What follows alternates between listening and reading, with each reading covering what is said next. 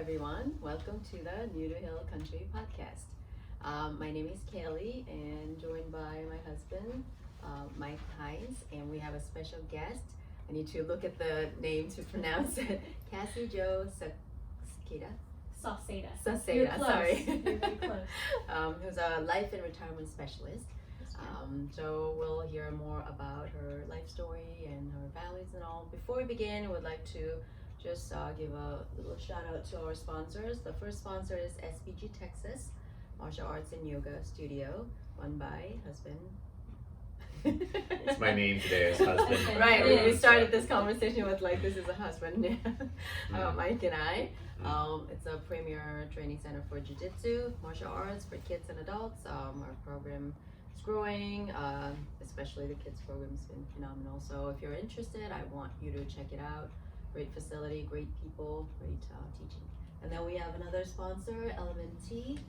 It's a electrolyte salt mix that will keep you hydrated, so you don't have to drink a gallon of water every day, especially in Texas heat. Not so much now, but in summertime, our members are all hooked and they just like keep chugging. And it's like, how much can I drink in a day? Is it okay to drink so much? So, and it tastes really good. And I'm gonna give you some samples so you can try it out. It's super wonderful. Cool. Wonderful. Anyway, thank you so much for joining us. I met Cassy at a chamber meeting, a women's alliance. Yeah, Women's Business Alliance. Business alliance, and I met a lot of cool women there, and Cassy is one of the women there. We got to talk a lot of different stuff, and I got interested in getting to know her more. So here we are. So let's start with you. How are you originally from here, and how did you come to the Hill Country, and are you happy here? Just tell us more about it. Sure. I can tell you a little bit about my history. Before I do that, though, I want to thank y'all. One for just being open and being very friendly. I got that from you whenever I spoke with you at the Women's Business Alliance meeting. So thank you, and thank you for doing this, so people can really get to know people in the community. I think that's really important, Right. Especially supporting local at a time like this. So in terms of a little bit about me and my history, and if I've always been here, no, I have not. I actually grew up in Pleasanton. I went to school at Texas Lutheran down the street. Went there 5 years, got my master's in accounting, and then I'd always wanted to be like a forensic accountant for like the FBI. That was like my big goal. And I was like, yeah, I can do that. And then researching more into it, it was like, oh wait, I need 5 years of audit experience before I can actually even go and do that. So there I go. I'm like, all right, great. So I need to apply to be an auditor. So, got on with one of the big 4 accounting firms out of Houston. And then in the midst of doing that, I ended up actually meeting who was my first husband. Fell in love, and love took me to Alaska, and I like to say lack of love, I guess, kind of brought me back home, because I got divorced, and then came back home, and it was during that time that I kind of had my first really reassessment of, man, what do you really want to do? Because I was feeling convicted in my heart of like, man, I'm waking up every day and doing this, but I'm miserable. I'm really miserable, but I kept doing it. And I always think about like, why as humans do that? Why is it that we just sometimes just stick with the nature of what we're doing out of habit? And so whenever I came back home, it was like my life was in shatters. Like I was like, okay, how to move back in with mom and dad, who wants to do that? But whenever unfortunate circumstances arise, like you're like, man, I just got to do what I got to do to survive. And that was at that point, living with mom and dad, finding a job at that point, didn't have a car, I sold it, all that stuff. And times were really tough. And at that point, I kept thinking like, how can I use my degree that's going to make me feel a little bit more fulfilled in a way that I can help people in a purposeful way? And so from there, I was looking, and I landed upon financial planning. And so I had a buddy from TLU back when I attended there. And he had bugged me probably ever since I graduated, saying, come to Edward Jones, come, like, you're gonna love it. You just need to get your husband to stop traveling so much with the military, because you need to be based somewhere. You have to have a brick and mortar. And I'm like, that's never in a million years would I do that. And then I got back home and I entertained it, applied, got the job, and that's what brought me actually to this area. And it was a privilege, really, because I thought about going back to Seguin, because I really love Texas Lutheran. I love everything that they stand for, the culture there too. And so I was like, I really want to go there. And Edward Jones was like, well, we don't have anything in Seguin. It's kind of very saturated. There's not much options there, but we do have something in New Braunfels. And I'm like, all right, I can drive about 25 minutes and go visit them or go help out when needed. So that's what brought me here specifically, and it's been, I don't want to say it's been like great ever since I've been here, but I've always tried to find a silver lining in everything, in every opportunity, because I don't think anything happens by chance. I think that, there's always a purpose behind something, and there's a reason. Whether, you entering someone's life, someone into yours, like they're there for a reason, they're going to teach you, they're going to help you, or they're going to teach you a lesson. And so, lo and behold, I was here probably for about 3 or 4 months before I actually met my husband. And so, I guess boyfriend at the time, that was to become a husband later on. But since then, I was building up my practice, building relationships in the community. With Edward Jones, you would have to go door to door, literally knocking on doors to build up your business. So I had to develop a lot of grit and not really wear my heart on the sleeve when people said, "What are you doing? Get out of my property," type of thing. So it was hard, but it taught me like a lot of things. But the more I was doing it, I think I recognized the longer I was there, I loved what I did when I got to do it. And it seemed like you're constantly trying to build and build, like any small business. You open your doors, people will just walk in and just say, "Hey, yeah, I need you." Like, they're not lining up at the door, especially whenever, you're, at that point I was 26, 27, looking extremely young. And when I knocked on their door, they thought I was there to sell them cookies. And I'm like, no, I'm not the Girl Scout girl, no, that's not me. So that was a struggle of like, hey, how do you, now that you are running your own business, even though it's, backed by Edward Jones, like, how do you make something of that? Like, in a lot of, all right, I feel like I'm a kid again, or a baby, like trying to learn how to walk. So that was really neat. But over time, it was like I was doing it, and the part that I loved the most was the relationships. I recognized that, of really just meeting with people, complete strangers, the ones who actually like said, "Yeah, sure, here's my statements. Like, I'm retired and I don't know how to make income out of my money, like my 401k." And so meeting with them and just getting to know them and making it to where it was a relationship of, I'm not just your financial person. I think we ended up really talking about more of their life than their finances, really, to be honest. And it becomes a level of, they just trust you because they know who you are. They know if you're genuine or not. And then it got to the point where it's like, "Hey, there's this going on, like, I think you should really, take this opportunity." They're like, "Yeah, great. I don't even know the details, just do it." And I'm like, I need to tell you this, like, by law, like, what's gonna happen. So just to know that you can develop that much trust with people. But not only that, but it's really that you get to care about them, and then you become family. Like, and that was the greatest part of it is, every annual review we had, they came in multiple times because they're like, "We have to wait a year to see you." And I'm like, "Well, no, you can just come anytime." And it was always like a family reunion. It was "Hey, how are the kids doing? How are the grandkids?" So it was a really cool culture that you're able to build whenever you have flexibility to do that. Tell me a little more about like what you do, like if anybody's interested in your service, how do they go about it? What do you do specifically? How do you help them? Yeah, so if anyone's interested, usually it's a phone call or a message or something, but they can find me online. I am on Facebook, I am on Instagram. I do not have a business Instagram, but I do have Facebook. I'm working on getting a website up, in the process of that, to be able to be located a little bit more, to have references, product guidance on there so they know what's out there. Unfortunately, there's a lot of people in this world that will provide misinformation, or that they will just go and say, "Hey, this is good for you," and take advantage of people in unfortunate situations. So I like to be a resource, and I tell them that, like, look, I would love to earn your business, but before that, like, I just want to know what is it that is best for you. And if you're in something good, that's great. Like, you're gonna stay there. If I can't offer you anything better or can't better your situation, then, I can still be your friend, but I won't be able to, do that for you.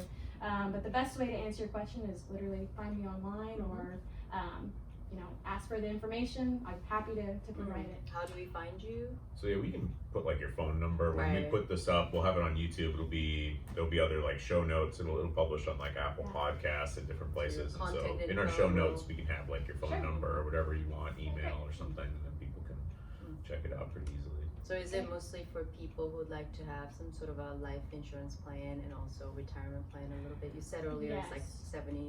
70-30 Yeah. ratio. The portion of my business. Mhm. So I specialize, coming from Edward Jones, I love doing the retirement planning side of it. It's a little different in that I don't work with the stocks and mutual funds, but I do safe retirement planning. So it's literally being able to participate in the stock market, but not being impacted, especially whenever there's a decline. So I don't know if y'all follow the stock I market, understand but what you mean. thinking about some like in March, whenever COVID hit, and it's like, oh my gosh, what is this? What is this thing that's out there that seems like it's, unfortunately, killing off people like at a mass amount of time. And so the stock market really took a huge hit. And in times like that, whenever let's say for example, you're 70 years old and all your money's in the stock market and stocks or mutual funds, and you don't really know like what you're in. That's the hard part. Is people like have things and they're like, well, yeah, I got stocks or I have mutual funds. Like, well, what's inside of those mutual funds? How do they work? How are they working for you, or how are they working against you in a time of volatility? Right. And so, thinking about that, some people can't really afford to take that risk. You're 70 years old, you're retired, you're on a fixed income with Social Security plus whatever income you're taking from your retirement portfolio. Let's say that dropped by 25%. Like, you'd be in a bind, and you don't know how long it takes to recover. Fortunately, it did. But what I specialize in is taking out the guessing game and knowing like, hey, we know that you're never gonna lose, and most people can say I can't guarantee you a loss or a number. On our end, we can guarantee you're not gonna lose money. And when you lose money, it's just because you're starting to take from it. That's the only loss in there. But you experience growth. It's not gonna be astronomical like as if you owned a whole portfolio of stocks, but you still get half of whatever the stock market does. So that, and then the life insurance, everyone needs life insurance, whether you're an infant, unfortunately, because things do happen, or even if you're, let's see, the last week I helped a gentleman who was 86 years old, and by the grace of God we got him coverage. And so really we're really able to help people. We specialize in helping people who have medical problems. Let's say if you're diabetic or you had a heart attack 4 years ago and you're like, well, no one will cover me. We will. And it's not something that's what's called a graded plan. Like, you're gonna get the coverage. You're gonna probably pay a little bit more for it because you're higher risk to the insurance companies, but we can definitely help literally anyone. If you have a heartbeat, doesn't matter what's happened to you, we can find a product for you that's gonna give you the coverage. That's awesome. Feels like that really covers the loophole of the whole system where people want to get covered, but then just like the insurance companies are pretty strict about all this coverage. And all they that, really so. are, and I can understand that because it is a risk to them. There's a big risk versus the reward of they're playing a bet. The actuarial side of it. But yeah, so that's cool. I really love that relationship part too. We feel that way too. Because our motto is one tribe, one vibe, and I see it more and more. Just like teaching jiu-jitsu is one thing, but also just the relationship that comes with it. A relationship that you build with your students, the kids, and also adults, and even the families of the students, the moms. Definitely. And it's been really awesome, and that's probably bigger part than the class itself. That we really feel very makes satisfied. Your heart beat, right? Yeah, exactly. Like, it really makes you realize why you do what you do. And definitely I can relate to that. Like, the only part of my life that really feels like work is the admin. Right. That's like, true. The rest of it's part. not really work. So like, I think of like, I haven't really read it, but Tim Ferriss's like 4-hour work week is kind of, I know a lot of people complain about that because they're like, wow, he's not really saying that. Like, he's saying like you have 4 hours of admin and then you make the rest of it not work. But it's kind of how I feel my life is. I think I have more than 4 hours of admin though. But that's where you start outsourcing. Right. That's when to outsource the things that you don't really like to do. Or That's where maybe that you can starting do. with like an endowment or Or like something having like yeah that. like having a nice little Yeah. cushy fund before you started that maybe, but yeah. There's Anything's definitely possible. I think it's Yeah. possible though. Yeah, you just have to drive for it. Right. Yeah. So we met at the chamber event. Are you really like actively involved in the Chamber of Commerce? Because we're new. We just joined, and then right after we joined, COVID happened. So all the things that we were planning to do, all the mixers and Yeah. stuff, we just couldn't really take advantage of it. So Yeah. I feel like I kind of didn't really get to know the chamber as much as I wanted to. So yeah, if you're involved, tell Yeah. us a little more about Yes, it. I'm actually I'm on the board, and actually I was a part of it before we transitioned to actually join the big chamber. All right. So I don't know if I had shared this with you or not, but we were before. Wow, did I forget the name of it? Or actually, I did. The Women's Chamber. Actually, we called ourselves the Women's Chamber. But once we merged with them, we couldn't use the name. I see. So it's like then we kind of reformed and became the Women's Business Alliance. Gotcha. But it's really a great resource to be able to, just as you were doing, just network and meet people, other like-minded business owners who are here in the community just wanting to support each other. And it's really neat, and what I love about the Women's Business Alliance is that, you know, we are all women, not trying to really support other women businesses, which I think is huge, especially in our community. Beyond that, though, we care about not just this generation that we are in now, but the one behind us, of giving back. And that's why whenever you're paying your membership dues, or even whenever you're coming to a luncheon, whenever we charge for a lunch, all that money, the proceeds actually go to a scholarship fund to really just propel and build that up to say, hey, at the end of the year, we're gonna take whatever's in that fund, and it's literally, we're gonna select, you know, maybe 8-10 students based on how much funds we end up, you know, accumulating, and we give it back to them. We have a whole application process. They have to literally do recommendation letters, everything, and we have a meeting, and we'll sit there, all of us, and we'll go through it, and we'll see like, hey, this is what this person did. And it's really neat once you make those selections. We host another lunch, invite those members in with their, you know, somebody, their parents, and recognize them for their achievements, and in hopes that we get to at least help at some point with books, whatever it will cover for them, in hopes of it's going to motivate them to want to maybe come back and maybe even just have the courage and be brave enough to say, look, I want to do something here in the community, whether it's working here or even maybe becoming a female business owner. I feel like that's something we definitely could use more of. Yeah, So empowerment. how can these girls who can benefit from a scholarship, how can they do that, go about it? Is it known to many people, or? Yes and no. We usually, it's our word of mouth that we go in and put it into schools. I see. So we have actually a specific board member who has a, like, we call it a sub chair, really, and they're the point of contact, and their sole job is to make sure they're connected with the high schools here in the area, and they provide that information to the counselors. Gotcha. The counselors then directly feed it to the students. Great. And then I'm sure whenever it gets closer, it probably will be on the Chamber of Commerce website, to where they can go and access that, and that'd be another resource. That was really awesome. I remember meeting Amy. I forgot her Amy full- Feller. Yes, Yeah. yes. I really loved her presentation and how she just decided to have some principles in terms of kind of sponsoring and then just like helping girls. That's kind of my, my calling, and I really love that. And to think that she went and her vision was, you know what, I'm gonna do this. I'm gonna have an all-female roofing crew. Right. Like, you know, and some people would be like, well, what is that? Are you crazy? No, like, women can do this. They can. help They each have other. the abilities. Right, you know, right. you just got to build upon the knowledge. And if someone's there empowering you, giving you the tools and resources, like, man, it's all right there. It's just a matter of a vision. And she made it happen. Which is awesome. I love her. She's great. It was really impressive. Yeah, it is. You say you do some volunteer work as well. Can you tell us a little more about that too? Yeah, pre-COVID. The volunteering work that I would do really was more so with seniors. I did some within our church, but to be honest, I hadn't in a while. But what I like, my bread and butter is helping people at Eden Hill. I'm not sure if you're familiar with that retirement facility. Some of it's senior living, some of it's independent living. But I specifically go there and help with memory care. We call it Memory Cafe is what it is.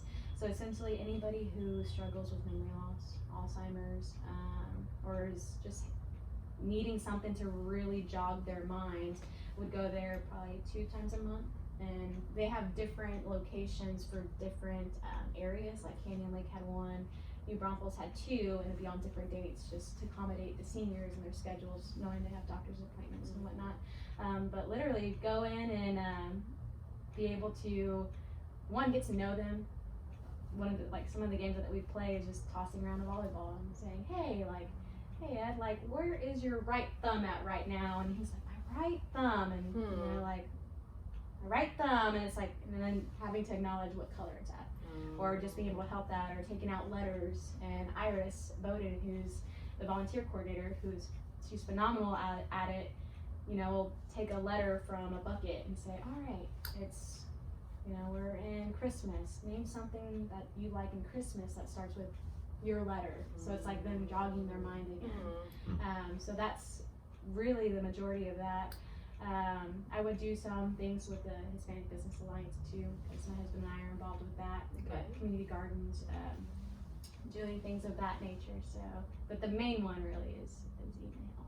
And then with COVID, I guess it's not really happening. Yeah, it's so sad. They tried doing a Zoom, but can you imagine a bunch of seniors trying to get on a Zoom? I don't know that it worked out so well, but it was really sad because you think about the people right now who really need that human connection and connectivity the most right now. And I think about that and I'm like, man, it kills me. To think they're there, no one can really come in. They can't really come out. I don't know if the rules have changed since then, but whenever I last saw Iris, I was like, can I become a pen pal, or can I drop stuff off? And at that point, they're like, no, couldn't do that, because at that point they weren't sure if you could travel through germs through your hands, and so things like that. So that's what makes it really hard. So just seeing what you can do seems pretty limited, but I'm hoping it'll change soon. But I also know that their whole goal is protecting the seniors and the staff too that are there, with them all the time. Yeah, we're hoping to see the situation turning around with New Year's, but I don't know. It's kind of sad. And also with this shot that's out. Yeah, we'll have to wait and see. Hopefully this year things will be better. Did COVID affect your business as well? Like what you're doing? Yeah. It affected me, so it did. So I left where I was at Edward Jones in August, and how that came about was I got COVID. Literally, I got COVID. But before that, I did a program. I'm not sure if y'all have heard of 75 Hard at all. Where literally there's certain things you do for 75 days. And part of it was actually Kyle mentioned that. Yes. Drinking a gallon of water. Right. Reading 30 books or something like that, and then 30 is a little too much. Is it 10? You read 10 pages a day. Oh, 10 pages a day. Right. I guess how small your books are. And then 2 exercises a day, whatever form. One has to be outdoors. Right. One can be indoors. And then taking a picture, like a progress picture every single day. And if you miss any one you have of to those, restart. Yeah. Start over. Right. So you did that? I did, but I made it to 73. Okay. And then my daughter, I have a 14-year-old stepdaughter named Hadley. She ended up getting COVID through a sports camp, and she, was with us. And then about a week later, I ended up getting it, and I was like, okay. And it was right before that I was really I literally was at day 73 of my program, and it was hitting me hard. And I remember having a conversation with my dad, and I'm like, I'm 2 days away from finishing, but I feel so weak. And he's like, you better not try to do a 45-minute workout. But through that though, it impacted me and just thinking more of my habits and what I do. And I'm like, man, okay, I love what I do when I get to do it, and how often do I get to do what I like to do given the parameters and everything. So literally that's that program really just made me have a mindset shift to really reflect and say, okay, if there's something better out there, you don't know better until you look, right? And so that's where the transition happened, and then going independent completely, and now in life insurance and safe retirement, there was an even bigger need. So whenever COVID hit and people are driven by fear. Unfortunately, they're seeing these numbers are rising and rising, and the number of seniors that are like, man, if I get this, I'm gonna pass away and I don't have life insurance. And it's called final expense life insurance. It's, usually smaller policies, anywhere from 10 to 30,000. So, and it's lead generated. So I'll go in and I'll buy leads from whatever the area is that I'm serving, which mostly is New Braunfels, Canyon Lake, and Austin area.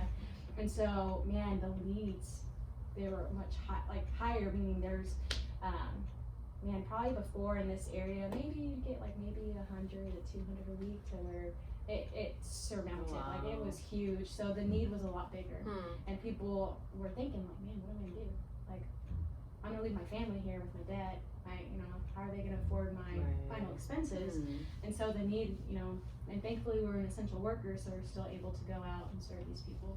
So it really made a bigger need. Not only that, but the amount of people that are getting laid off. And then from there, they're like, well, now I definitely don't have insurance. And I also, the ones that were at a point where they're like, I'm just gonna enter retirement.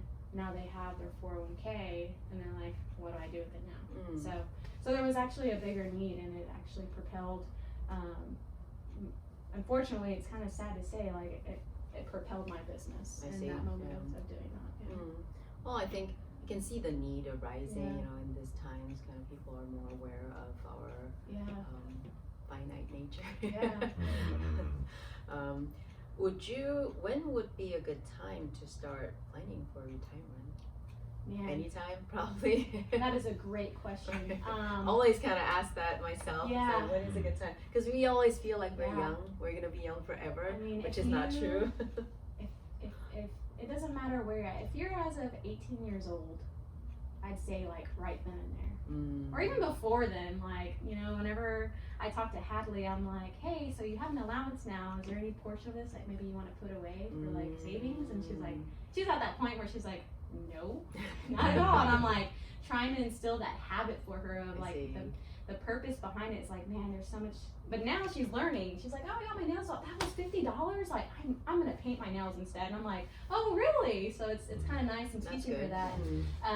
But as far as investing, I'd say when you're 18, the best thing, if it's my piece of advice to anybody listening, the moment you are 18, go and open up a Roth IRA. And even if you can put $20 a month, and over time as your life changes, you get that first job, or you get a job and say you're in trade school or college or whatnot, start adding to that thing. Before you know it, if you can start putting $50 a month away at that age, you're gonna be a millionaire by the time you're senior. You're gonna be a millionaire. It's hard not to be. Now you'd have to have a lot of downturns in the market to not be, but the power of just systematically investing every single month. Not only that, but reinvesting dividends. I see. So whenever you have that, especially in a downturn, you're buying more shares at a lower cost. And people don't really get that. So start now. And if you're older than 18, no matter where you're at in life, it's never too late to start. I see. It's a matter of what do you really want, what's important to you, and time. You gotta have time, because it's gonna take a little time to make a return. It also depends on what type of investments you're in. But definitely talk to a professional, because people say, they're like, well, there's no wrong way to invest. I'm like, well, depending on your age and your time horizon, there definitely could be. You could, be 70 years old and get in all stocks, and like I said, end up losing a lot of money. But you want to get into something that is true to your risk assessment, that your comfort level with that. And then what you're doing as part of that kind of help look at people's financial situation and more customized advice. Yeah. It's really cool. Yeah, it really is. And I don't know, I nerd out with it, and I'm like, oh, this is neat, being able to get their statements and see hey, and the coolest thing is just get to congratulate them, because even if you don't have a lot, and people will come in there, and it's amazing to me, because they're like, man, I only have 300,000. I know it's not a lot, and I'm like, hey, you're so hard on yourself. Commend yourself for the fact that you started at some point. Because there's so many choices you could have made that this wouldn't have been possible. So it's just take this moment to think hey, I did do this, and it may not be where you want to be at just yet, but you know what, like you've come a long way. So that's a really good point. People always kind of tend to think like go. yeah, try like to, yeah, like I'm not there yet. goal, Like, and then higher goal and higher goal. Yeah. And then sometimes you have people that are like, yeah, like it could be the opposite, where it's like, yeah, I'm ready to retire, and we're like, okay, great, you're ready, cool. Well, let's just double verify that you're ready. And then it's like I show them, and I'm like, according to what I'm seeing here, you're actually going to run out of money whenever you're 72 years old. And they're like, and they're like, well, how is that possible? And I'm like, well, did you take into account these expenses or this? Or they're like, no. Like, I'm like, well, these are the small little things, and that's why you need somebody who kind of is thinking about the full picture. Or the biggest thing too is long-term care cost. That's You know, you can have the best financial plan out there, and then a long-term care event happens, and it's not covered. That's where a lot of people end up just going downhill, unfortunately. Think in advance. Yeah, like now. definitely. Yeah, and what I love about some of the plans that we have, especially through our life insurance platforms, they offer you living benefits and similar to long-term care benefits. So let's say something happens in the form of a chronic, critical, or terminal illness, you don't have to die before you can actually touch your death benefit. I see. So you get to pull it out and use it, especially thinking about, say if you're 67 years old and you're like, the kids or your caretakers like, well, mom and dad, I can't do this for you. Well, great, like I have this policy and we can use that. So, yeah, it's really nice because there's multiple ways to plan for that need. Definitely something that people need to think about instead of putting it off like we do. Like we do. It's all right. That's why we have people. Right. But I mean, yeah, it's Yeah. great. Like talking to you really kind of motivate you to think about it and look into it instead of like just pushing it aside and maybe One day I'm gonna do right, that. one day. And Also, like, The mistake of trying to look into it just by yourself, That's like true. instead yeah. of relying on people that have spent Right. an enormous amount of time And know what they're understanding what Mhm. it is, like that's always a mistake in almost any direction. Totally. So, Yeah, I'm definitely interested in Yeah. getting to know more. Before I let you go, just one last question. I remember you started this conversation with like being in a really bad place and not knowing how to live a life that is fulfilling and all. How do you feel about now, where you are right now? Do you feel like you're closer to where you want to be? Definitely. Yeah. Man, I don't even know how to explain the difference. I've learned, I'm 30 years old right now. I've learned, I guess, probably in the last 6 months more so of how important it is to self-reflect. Not only just like, in this last year, but even your childhood. Like, I didn't recognize how much you can carry, like, within you from your earliest years. And it wasn't through literally going through counseling and like doing a lot of work on my own heart, like to be like, okay, I'm unhappy, but what is that? Where is it coming from? Where is that rooted? Like, and that's where if you're vulnerable enough to go down to the root and really like look in the mirror and say, okay, like who am I? And not just who am I, but who do I want to be? Because at this present moment, I literally am whoever I have been and what I've been exposed to as a kid, my upbringing, my experiences. So yeah, to answer your question, I'm much happier. I'm still doing the process of literally growing and doing that healing work that, that's definitely essential. And whenever I was going through this, I'm like, man, like this is tough. This is hard, And then I recognized like, man, if this is for me, like thinking about everyone you pass on the streets, everyone has a story. Right. Everyone has an experience, whether good or bad. And it's really hard because in this world, especially on social media, everyone's just putting their best self out there. That's true. And it's like, if we could really be not completely vulnerable there, because I do think there's some level of, there's not everybody needs to know everything, but just letting people know, like, hey, this is me, and yeah, I had a bad day, or yeah, you know what, like my relationship's not going the way I want it to, but hey, like I messed up, instead of trying to shame somebody else or make somebody else look bad, just take ownership. Right.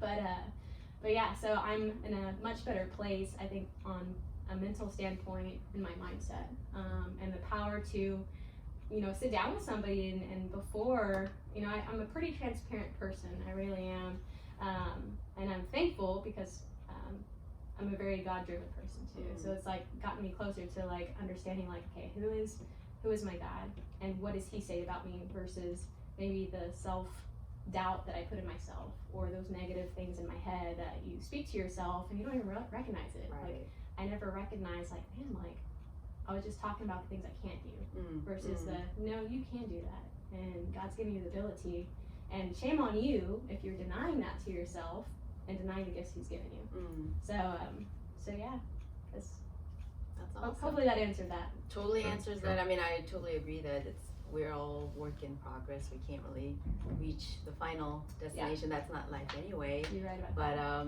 yeah, just I can see why we hit it up so quickly. I'm all with you. I really believe in self, introspection, reflection, and all. Otherwise, you just like life just happens, and I feel like sometimes I lose control of my life. Like I'm kind of following the life that is just taking me. So to take that ownership, you really need to kind of stop and think and all. But thank you so much for being here. I'd like to get to know you more. I think it was wonderful that for you to be open-minded and come to us and just share your stories. So thank you. Yeah, you're welcome, and thank you again for the invite. Yeah. And can I throw a side note in there? Yes, Sure. absolutely. Y'all should definitely come to the facility. Actually, come and see for yourself. Man, it's really neat. And when you walk through this door, it's I don't know how to describe it, but you can see a lot of the hard work and the vision that was put into it to make it very unique and warm here. So if you have kids, if you want to know more about, is it karate? Jiu-jitsu. Yeah, but just Jiu-jitsu. martial arts. Yeah. Martial arts in general. Sorry, That's all right. It's all good. I've been watching Cobra Kai on Netflix. Yeah, so I no, don't we know how need to much check that I out, know yeah. about this, but yeah, definitely come and check it out and see what they have to offer. Yeah, we really appreciate that. Thank you. You're welcome. Thank you very much. Come to SPG, Texas. Yes. Thank you. That was awesome. Great. Love the story. Yeah, thank y'all. Yeah. Are these all kiddos?